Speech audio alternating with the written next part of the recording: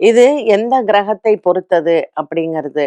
இப்போ கடக லக்னம், லக்னாதிபதி சந்திரன் நீச்சம் விருச்சிகத்துல, லக்னத்துல ராகுவோ, கேத்துவோ இருந்தா அவங்களுக்கெல்லாம் கண்டிப்பா மைண்ட் வந்து ரொம்ப டிஸ்டர்ப் ஆகும்.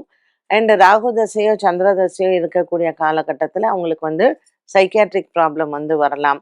ஒரு டிப்ரஷன் வரக்கூடிய நிலைமை வரலாம். ஸோ எந்த கிரகத்தை பொறுத்தது அப்படிங்கிறது இருக்கு. இப்ப நமக்கு வந்து மீன லக்னம்னு வச்சுக்கோங்க. லக்னாதிபதி குரு நீச்சனா இருக்காருன்னா, அவர் லாபத்துல தான் இருக்கார்.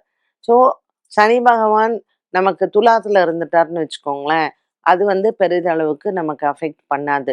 செவ்வாய் ரொம்பவுமே அஃபெக்ட் பண்ணும்.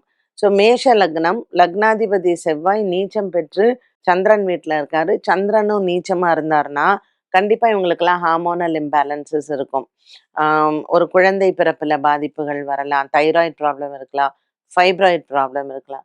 ஸோ இதெல்லாம் அந்த மாதிரியான பாதிப்புகள் வரும். ஸோ இட் டிபெண்ட்ஸ் எந்த கிரகத்தை பொறுத்தது அப்படிங்கிறது. நம்ம சிம்ம லக்னம் எடுத்துக்கலாம். ஸோ லக்னாதிபதி சூரியன் நீச்சம் பெற்றிருக்கிறாருன்னு வச்சுக்கோங்களேன். அது வந்து பெரிதளவுக்கு நமக்கு பாதிப்பை தராது. இஃப் சுக்கிரன் வந்து உச்சம் பெற்றிருந்தால்.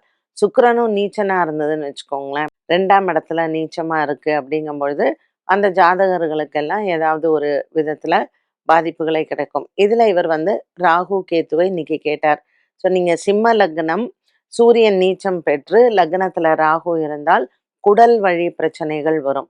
இவங்களுக்கு ராகு தசையோ, சூரிய தசையோ இருந்ததுன்னு வச்சுக்கோங்களேன், அல்சர் போன்ற வியாதிகள் அது ராகு தசை 18 வருஷமா அந்த அல்சர் ப்ராப்ளம அவங்க வந்து அனுபவிப்பாங்க. இப்ப துலா லக்னம், லக்னகாரகன் சுக்கிரன் நீச்சம் பெற்றார். லக்னத்துல ராகு இருக்குன்னா நெறைய பெர்வர்ஷன்ஸ் இருக்கும். அவங்களுடைய கேரக்டர்ல வந்து சில பெர்வர்ஷன்ஸ் வந்து இருக்கிறதுக்கு வாய்ப்பு உண்டு.